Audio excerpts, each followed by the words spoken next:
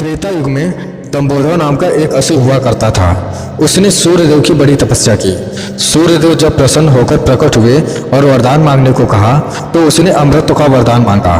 सूर्यदेव ने कहा यह संभव नहीं है। तब उसने मांगा कि उसे 1000 दिव्य कवचों की सुरक्षा मिले।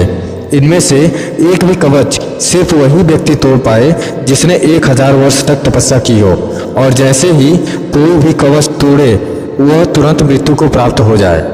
सूर्यदेव बड़े चिंतित हुए।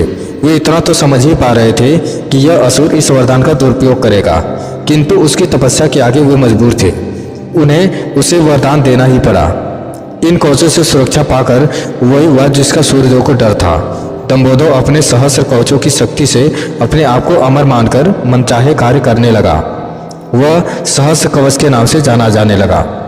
उधर सती जी के पिता दक्ष प्रजापति ने अपनी पुत्री मूर्ति का विवाह ब्रह्मा जी के मानस पुत्र धर्म से किया।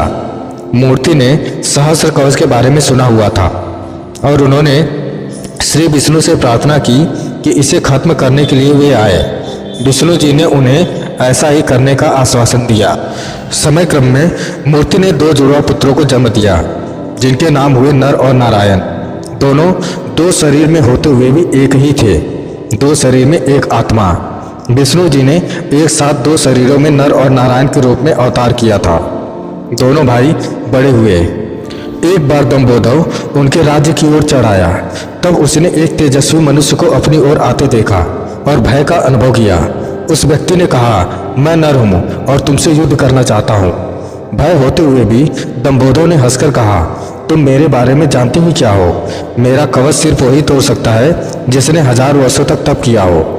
नर ने कहा, मैं और मेरे भाई नारायण एक ही है। वो मेरे बदले तप कर रहे हैं और मैं उनके बदले युद्ध कर रहा हूँ। युद्ध शुरू हुआ और सहस्र कवच को आश्चर्य होता रहा कि सच ही में नारायण के तप से नर की शक्ति बढ़ती चली जा रही थी।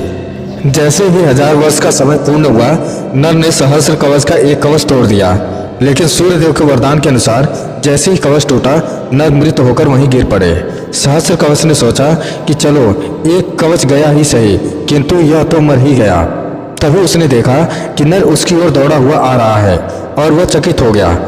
अभी तो उसके सामने ही नर की मृत्यु हुई थी और अभी ही यही जीवित हो मेरी ओर कैसे दौड़ा आ रहा है।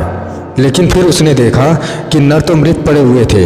यह तो हूबहू नर जैसे प्रतीत होते उनके भाई नारायण थे, जो दम्भोदर की ओर नहीं बल्कि अपने भाई नर की ओर दौड़े आ रहे थे। दम्भोदर ने अट्टहास करते हुए कहा, तुम्हें अपने भाई को समझाना चाहिए था, इसने अपने प्राण व्यर्थ ही गंवा दिए। नारायण शांतिपूर्वक मुस्कुराए।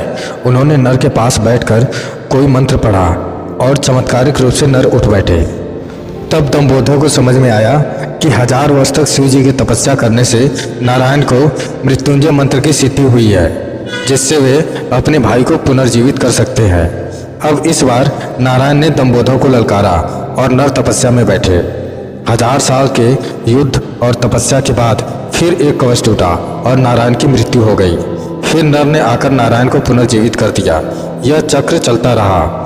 जब 999 कवच टूट गए, तब सहस्र कवच समझ गया कि अब उसकी मृत्यु हो जाएगी। तब वह युद्ध त्याग कर सूर्यलोक भागकर सूर्यदेव के शरणागत हुआ। नर और नारायण उसका पीछा करते हुए वहां आए और सूर्यदेव से उसे सौंपने को कहा, किंतु अपने भक्त को सौंपने पर सूर्यदेव राजी न हुए। तब नारायण ने अपने कमंडल से जल लेकर सूर्यदेव को श्राप दिया कि आप इस असुर को उसके कर्मफल से बचाने का प्रयास कर रहे हैं, जिसके लिए आप भी इसके पापों के भागीदार हुए और आप भी इसके साथ जन्म लेंगे इसका कर्मफल भोगने के लिए। इसके साथ ही त्रेता युग का समापन हो गया और द्वापर युग का प्रारंभ हुआ। कुछ समय बाद कुंती जी ने अपने वरदान को जांचने के लिए सूर्यदेव का आह्वान किया और कर्ण का जन्म हुआ। लेकिन यह आम तौर पर ज्ञात नहीं है कि कर्ण सिर्फ सूर्यदेव का पुत्र ही नहीं था, बल्कि उसके भीतर सूर्य और दम्भोदर दोनों हैं। जैसे नर और नारायण में 2 शरीरों में एक आत्मा थी, उसी तरह कर्ण के एक शरीर में 2 आत्माओं का वास था, सूर्य और सहस्र कवच। दूसरी ओर नर और नारायण इस बार अर्जुन और कृष्ण के रूप में आए।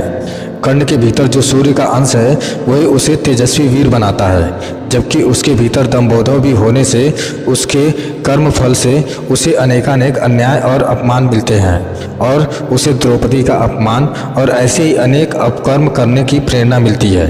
यदि अर्जुन कर्ण का कवच तोड़ता तो तुरंत ही उसकी मृत्यु हो जाती, इसलिए इंद्र ने उससे उसका कवच पहले ही मांग लिया।